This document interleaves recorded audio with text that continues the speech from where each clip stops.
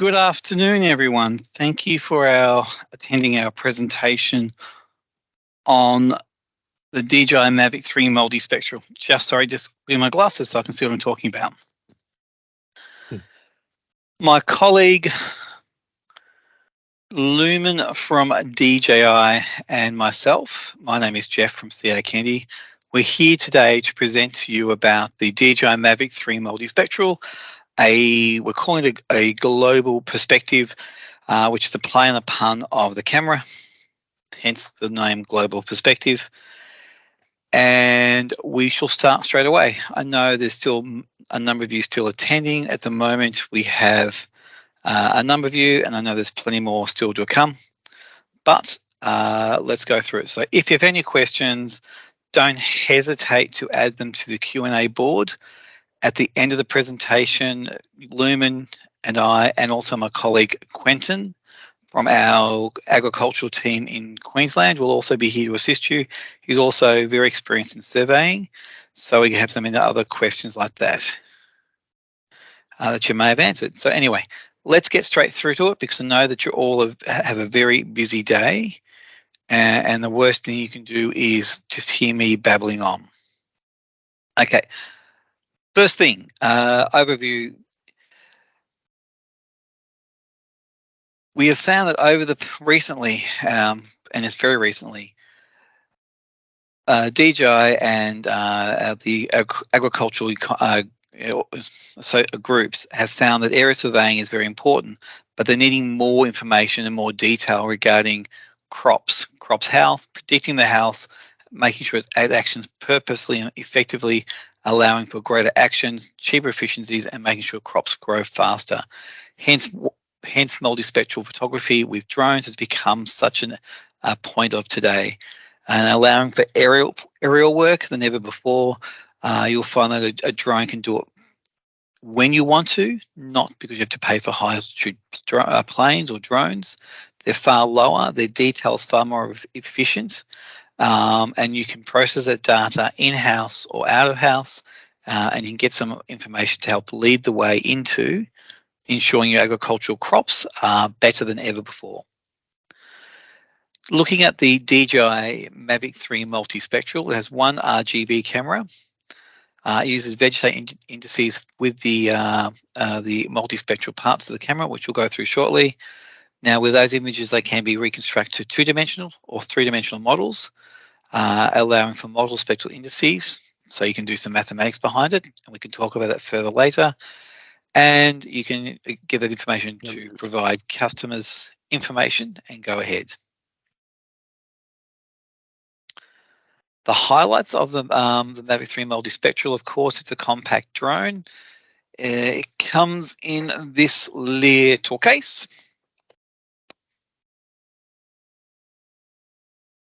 And this drone hasn't been activated. It's one of my drones to play with. Of course, it comes with the Mavic 3 Multispectral, the RTK module, the R3, the remote. Sorry about just jumping around. Power cables and a few other things, but most importantly is the drone and the remote control.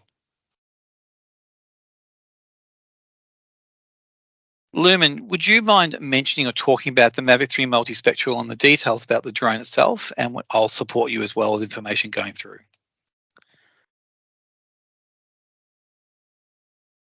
Hello, Lumen, you may be on mute.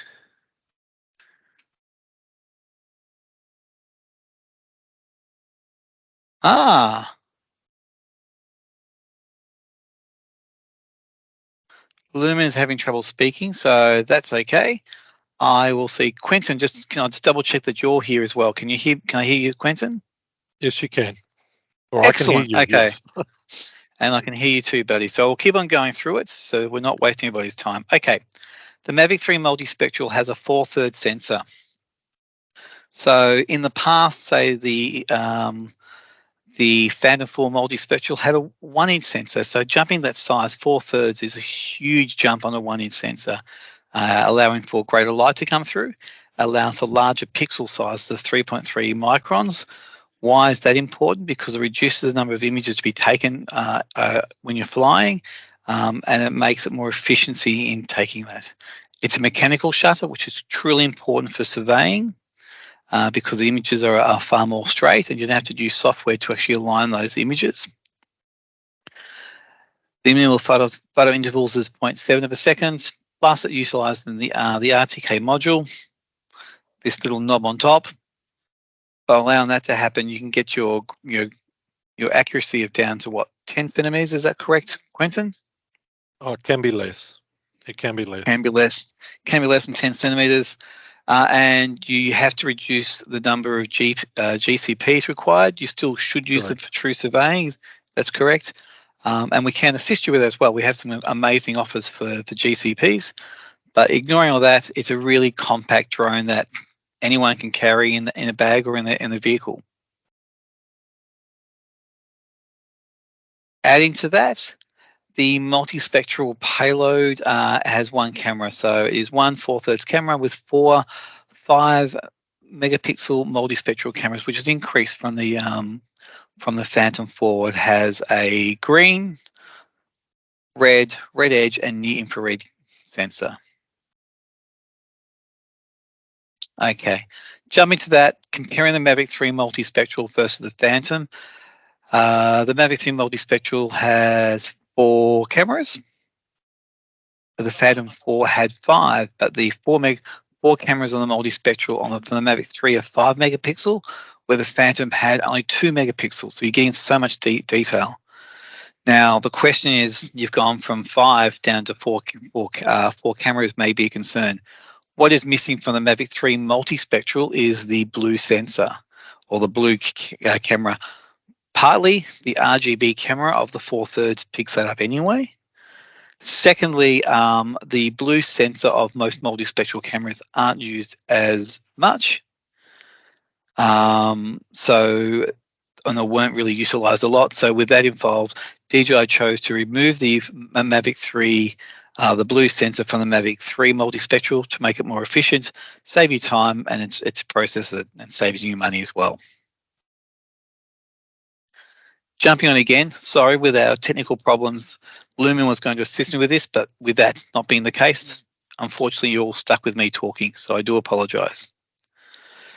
The sunlight sensor. The sunlight sensor is critical for the Mavic 3 system. It was actually available in the Phantom 4, which we really spoke about, but there's actually a sunlight sensor in the Mavic 3 multispectral. Why is that important?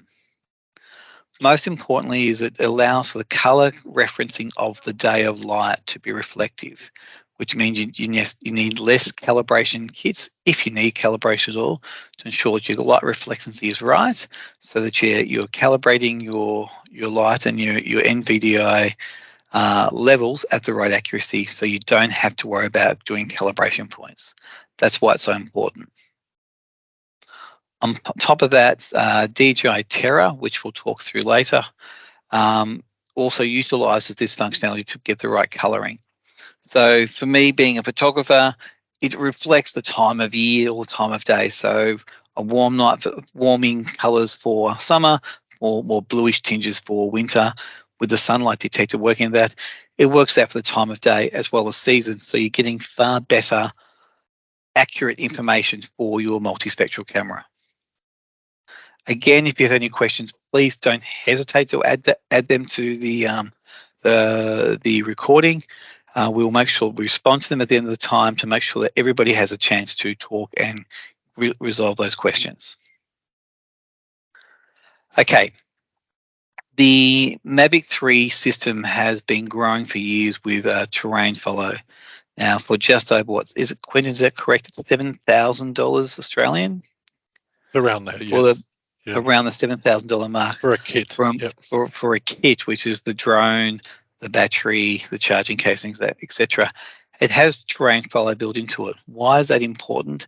Is in the past, your drone would stop and hover before moving around. Now, as you all are, you're all pilots. That wouldn't worry you because you just keep on going. But what it does is it slows things down, reduces the time you've got in the air effectively taking imagery, and there may be more processing involved or removal of images whilst you're doing that. By having real-time terrain follow, it saves that problem, it's more efficient, and it gives you far more work efficiencies. The RC controller, it is a Pro RC, which everybody spoke about. So one thing it doesn't mention here, it has 1,000 lumens of light, so it's extremely bright. It is a 5.5-inch display. There's a built-in microphone, and also there's HDMI output. So if you are presenting it, the RC Pro allows for you to physically just plug in an HDMI cable and present the imagery live from your drone and share it with people straight away. Again, with the safety features, terrain follow allows for obstacle avoidance and the sensors there, so you're less likely to run into something. On top of that, DJI uses the DJI Pilot and then uses the principles of their security systems, which is the highest spec, and has a 256K encryption, which means it's exceptionally strong. Now, Quentin, if I'm not correct, I believe the police use that for their detection as well. Yes, they do. That's one of their favourite UAVs that they use because they're small, quiet, and yes, they can get around and not have any real issues with the data. They do have also their own encryption as well, but this sounds like it will be even better for them.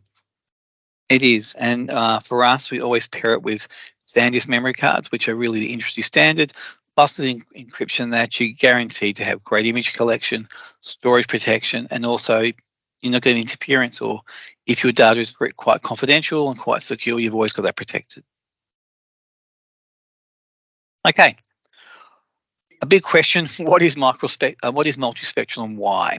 Okay, so if you don't know, the sun sends I think it's 1,000 gambits of light as it's reflecting down from at the heavens down to the earth. What a multispectral does, it has selective sensors, RGB, red, green, blue, plus it has red edge, near infrared, etc. Sensors that pick up that light, and it's reflected back from the foliage of your crop into the camera. So when you see a reflection of green from the crop, the tree is reflecting green.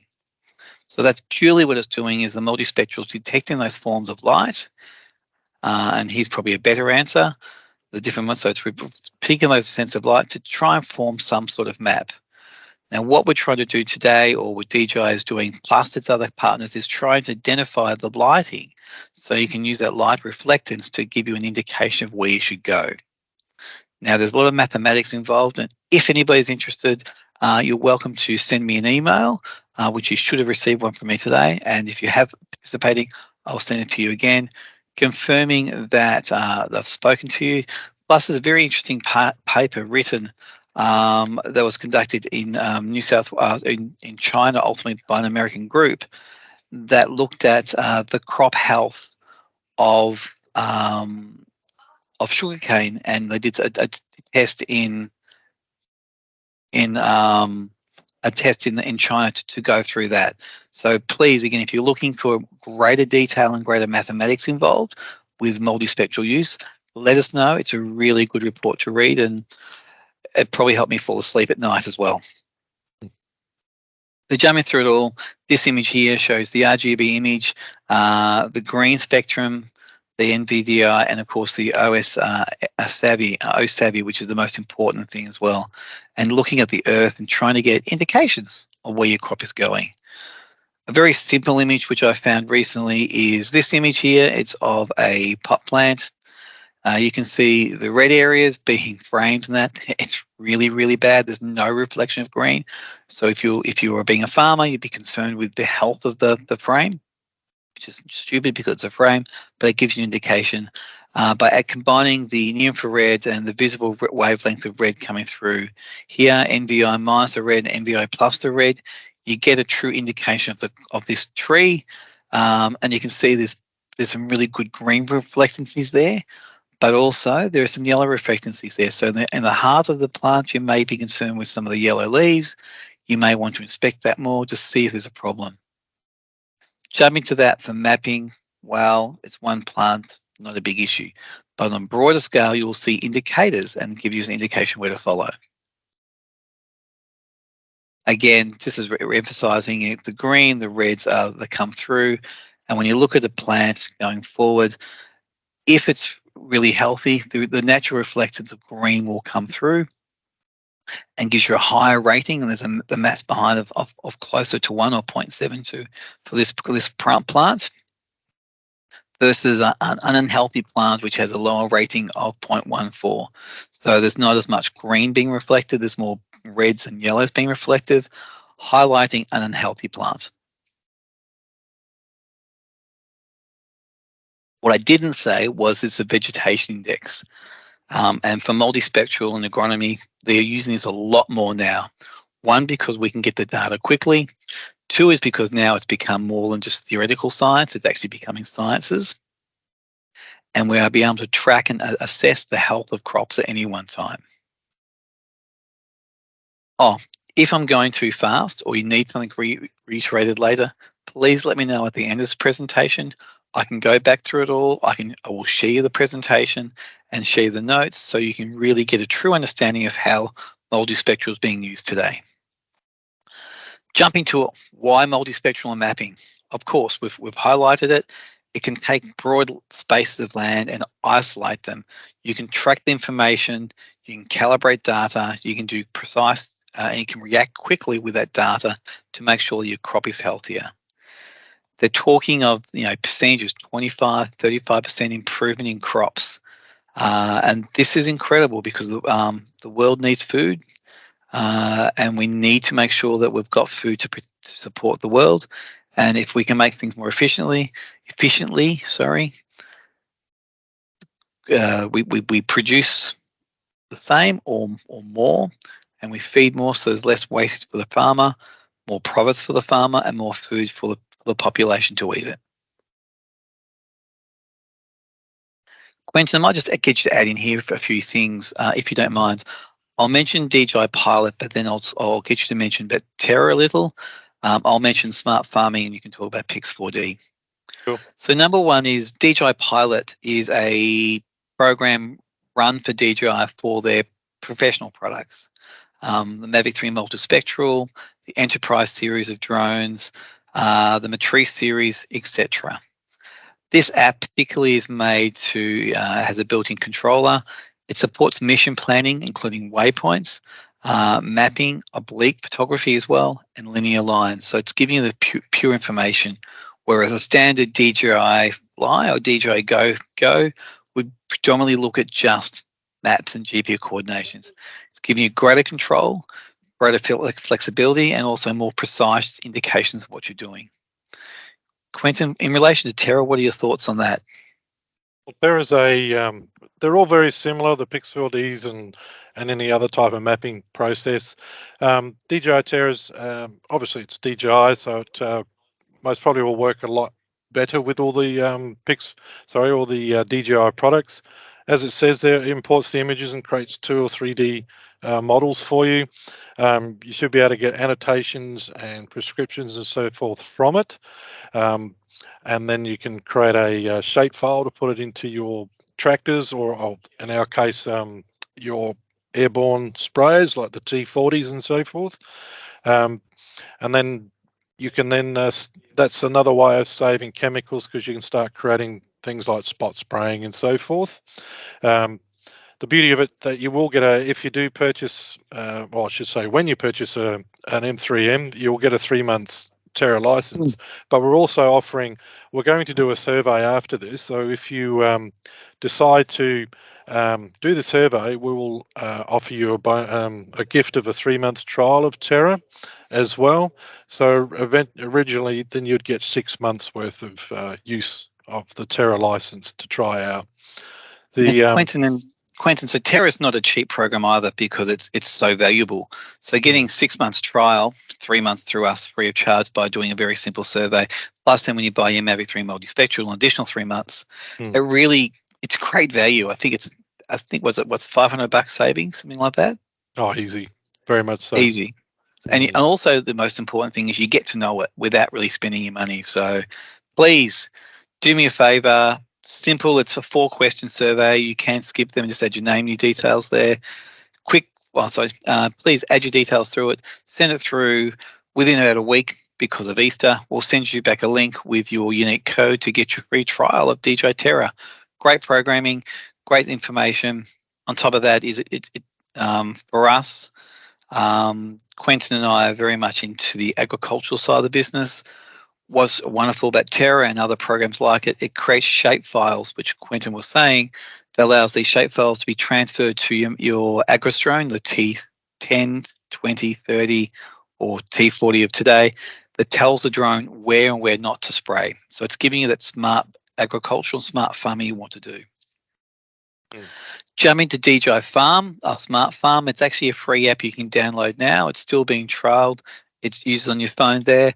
It gives you some very automated ways of farming. It's still being a trial at the moment, but please give it a go. And of course, you get 1 year smart farm licensing included, free with the Mavic 3 Multispectral. Again, it's a wonderful tool to start going through it all and really getting to know about smart farming. Q, what's Pix4D and Pix4D Mapper like? I haven't used them, I'm sorry. Oh, when you're using agricultural, it's probably, I prefer using Pix4D Fields. Pix4D Fields and DJI Terra are very similar to each other. They're all like all the photogrammetry type softwares. They all have their little niches.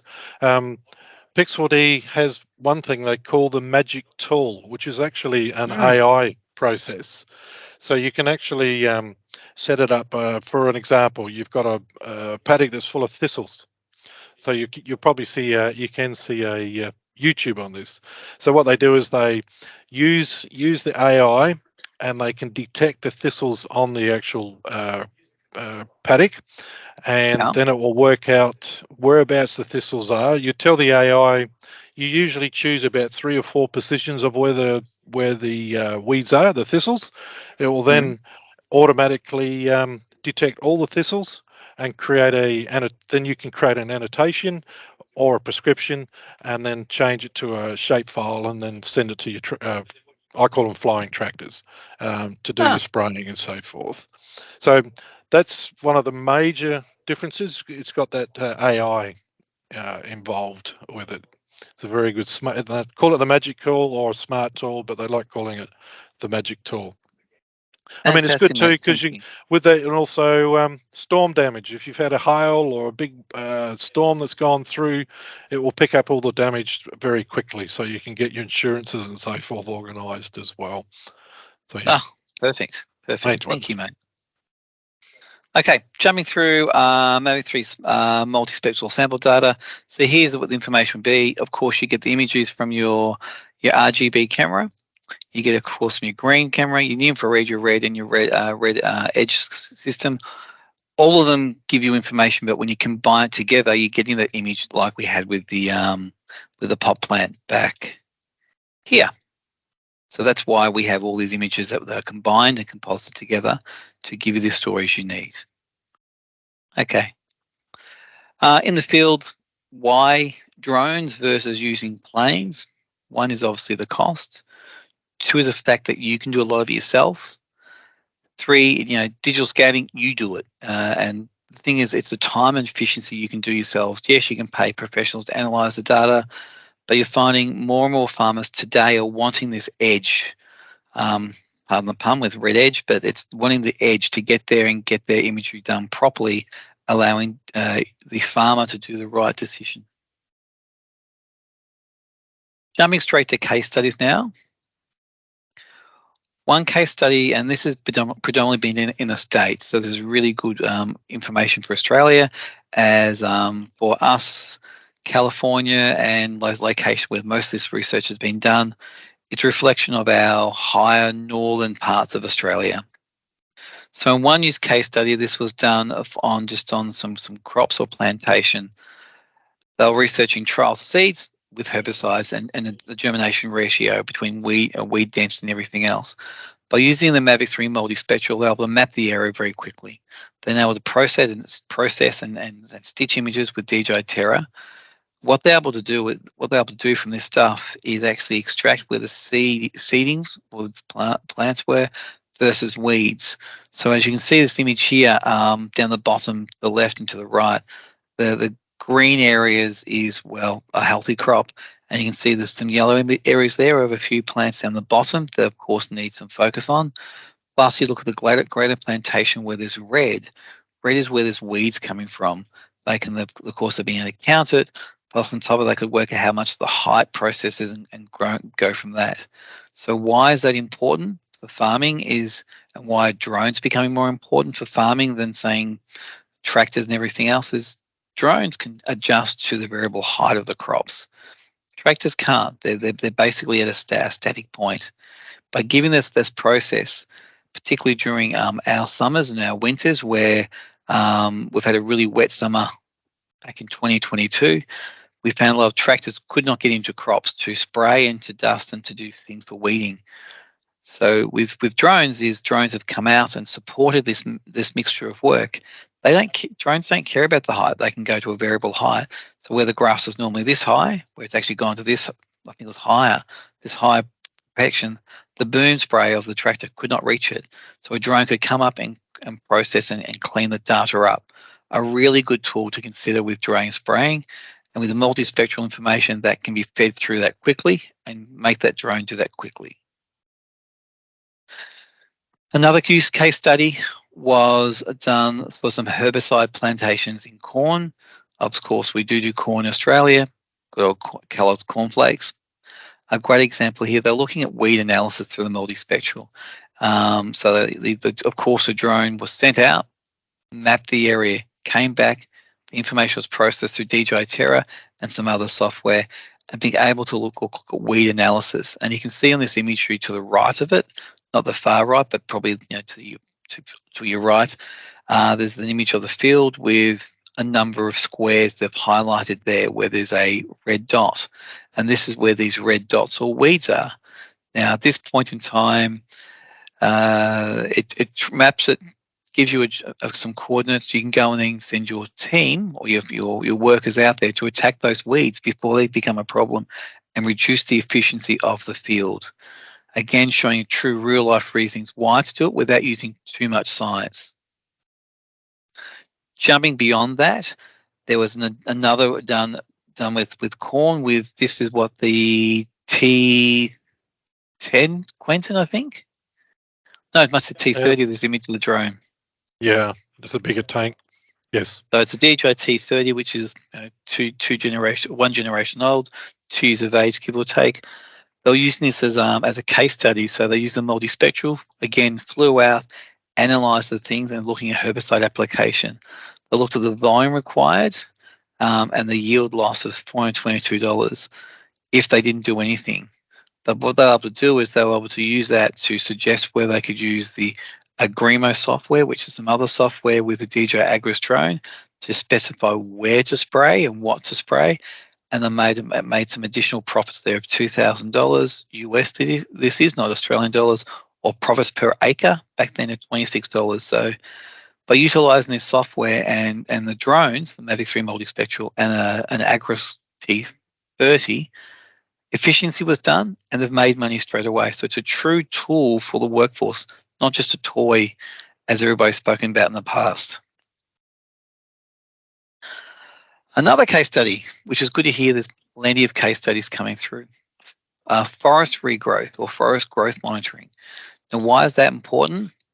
Because you want to see how your plants are, how much earth, oxygen we're giving back to the earth, all these important things for us today. They may be checking on the density of the vegetation under the forest to make sure it's dangerous or not.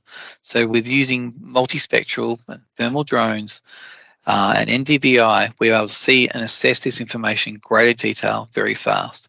So this case study, they did mission planning, they planned and operated an area and set a route. They collected data, calibrated information with a reflectance panel. They chose they needed that for this circumstance. Again, you probably don't need that with a multispectral now because of the sunlight sensor. They processed it with DJI and Terra and reconstructed a number of maps, RGB, NDVI, GNDVI, LCI, and the other two, giving a very quick information about the forest and where there's gaps in the forest and where they could start to plant things and not allow, I suppose, rot keep on occurring. So looking on this further of the map, this is the information they got. So toggling back, you can see the map there, the bottom right, to where the maps are with the other information. So with the drone, that was the Mavic 3 is 36% lighter. It's actually more efficient and cheaper. It's more reliable with information back through to you, and we can get greater image detail through the maps and tell them where to find these holes in the forest were, and then be able to replant them quickly. Again, a huge benefit to forestry. We're not wasting money on sending seeds everywhere or planting, sending stuff out to plant. The maps can then tell you what to do straight away. The last one, I think is the last case study, was determining pollution rates in water. So they used the Mavic 3 Multispectral again in the States. They pulled a traditional 2D map modeling or with ortho photos to understand the solution of the river. The drone was able to by using multispectral to determine the different areas of the topographical mapping, and they able to use data to really get the terror to indicate where the water was or the pollution was in the water, emphasising where to stop it, to clean it if need be, and to reduce it. So the answer is that the multispectral once again has helped farmers, and this case has been more water pollution, stop it as it's happening, stop affecting it down the line to people and everything else. Now I'm just going to stop the presentation for a second, if I can remember how. There it is. So we have a few questions. Manuel has asked us to repost the report. Absolutely, Manuel. Sorry. This report on sugarcane, I will share for you straight away. That's no big deal. I'll share that through a link. Let's see if any other questions there. Okay, let's have a look. There was one question. Some questions come through. Okay, the question was, Quentin, why did DJI remove the blue sensor on the Mavic 3 Multispectral from the Phantom 4 Multispectral? Really good question there. Yeah, that's a very good question. My understanding is that the blue reflectance was not easy to find. Is that correct, Jeff? And what they've done is they've changed the size of the sensors. So they've decided to remove the blue sensor and put in the RGB and the 4 other colors. Hence that they're able to create a bigger sensor. So it's 5 megapixels and a better versus 2 global, versus 2, and an RGB camera, which is a better quality to create your mapping. So you've got the advantage of the 2 worlds there. You can do your mapping, or you can do your multispectral work on it. So that's my understanding of why they've removed the blue. Absolutely correct. Another question has just come through, Q. Comparison between Pix4D and DJI Terra. Now, from rightly what you said was that the magic brush, the magic tool. Yep, that's the beauty of it. You basically, talking about the brush, you can actually choose what you want to find and so forth. But if you want to remove that, you just use it like a brush on your Photoshop work, so you can clean it off again and then start again. You can adjust the grids when you're doing the AI side of it. The best part about it's the AI. So you can adjust the grid so you can actually see what size grid over the weeds or whatever you're wanting to check, and then that will multiply and find on that scale. So you might choose a grid that's 2 meters by 2 meters, and then it'll go all over the place looking for 2 meter by 2 meter grids. And at the same time, you can adjust the angles and so forth for the actual flight path of your drones to make it more accurate.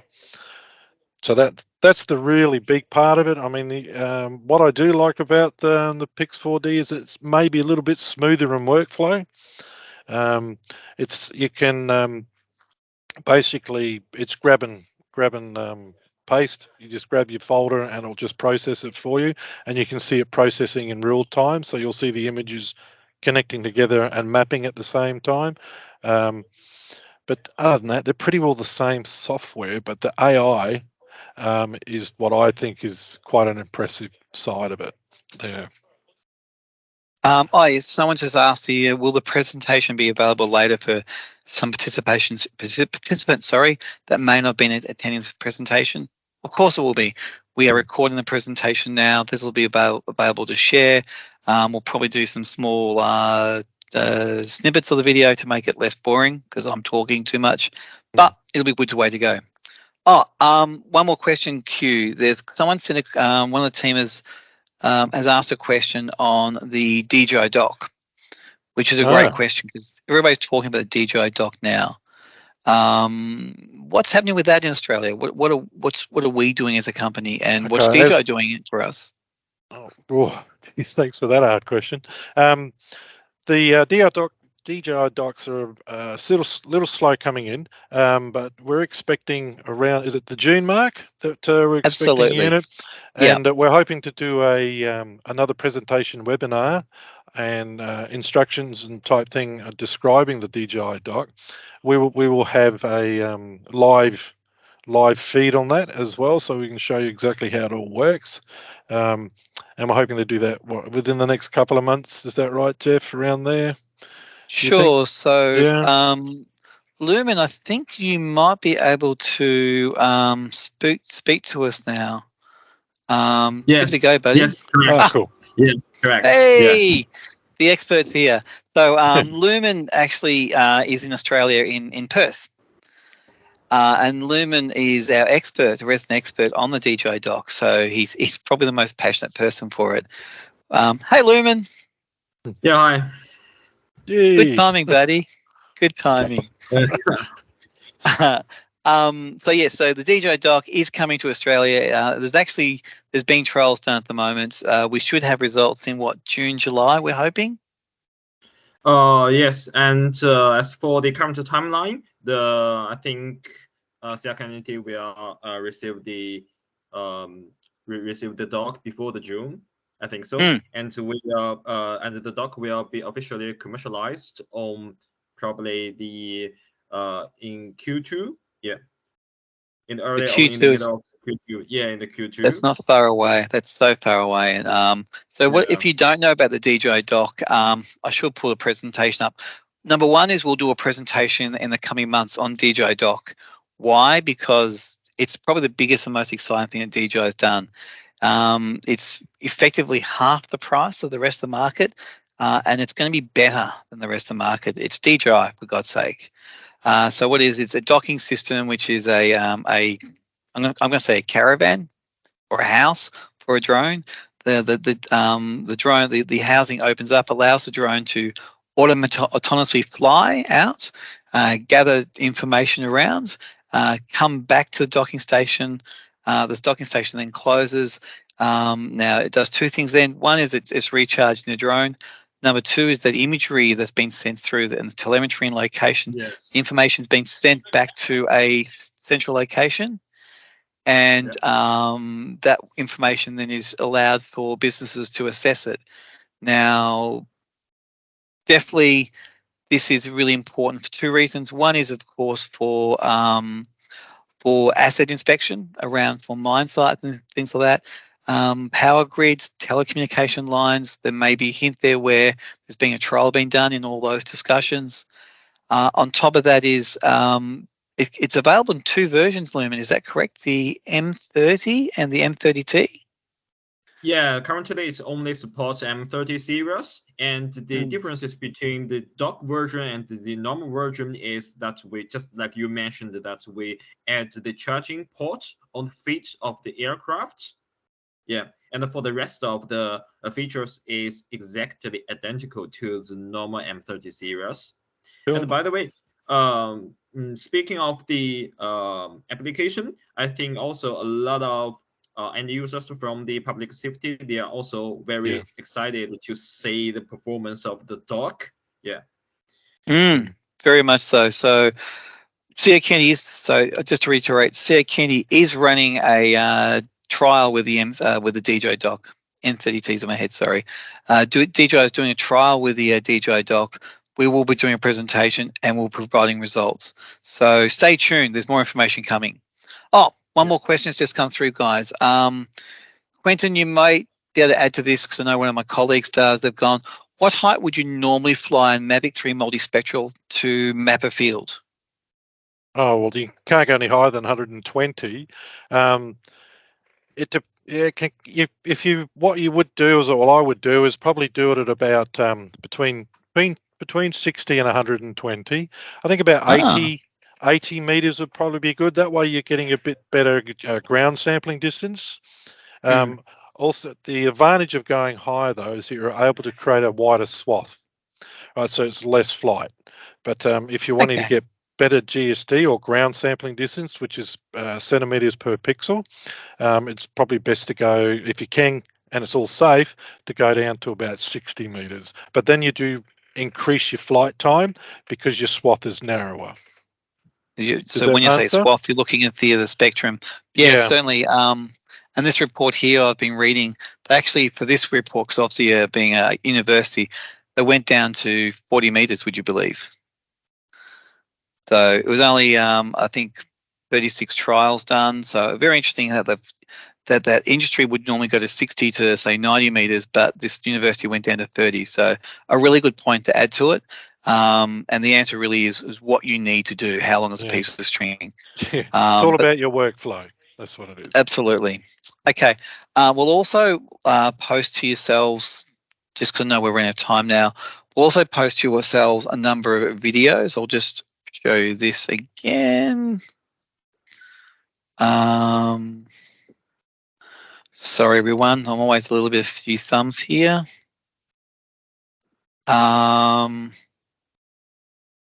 I will provide you some videos. Sorry, just President's just asked a question too. 1 sec. I really do apologize for my slowness.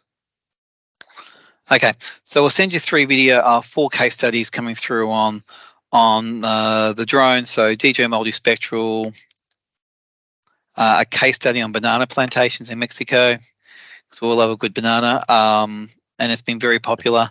Very basic, a full webinar again, of course, from one of our colleagues, DSLR Pro, plus the Mavic 3 Multispectral.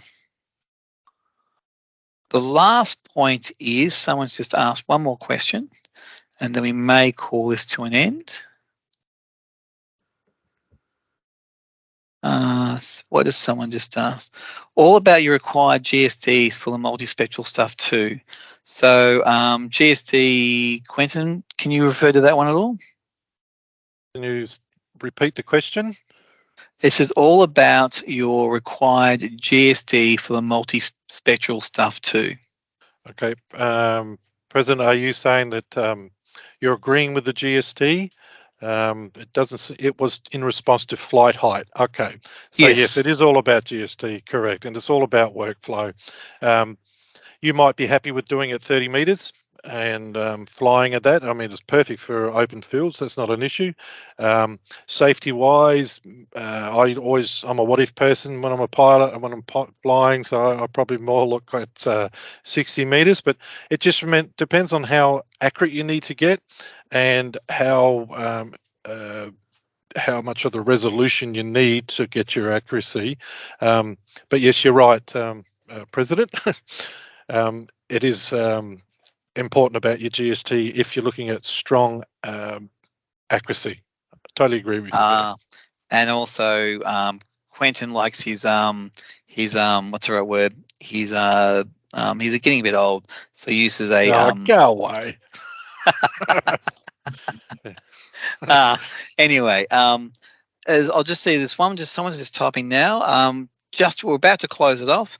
Are there any more questions before we go ahead? Nope. Okay. Number one, thank you so much for your time. We really appreciate it. Please. I'm just seeing if someone's messaged me regarding this. Not too sure what that is.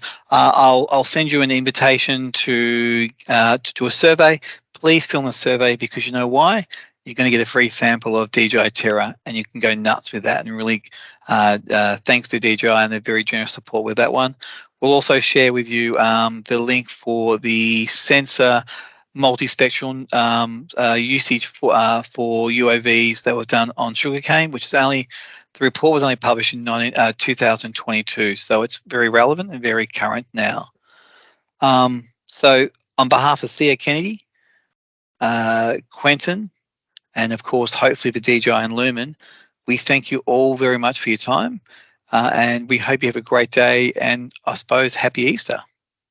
Yep. Thank you. Thank you. Thank you so much, you all. Have a wonderful day, and I assure you we'll send you this information shortly so you can read the reports, learn more information, and have a great time. Thank you so much. Take care. Thank you. Bye-bye.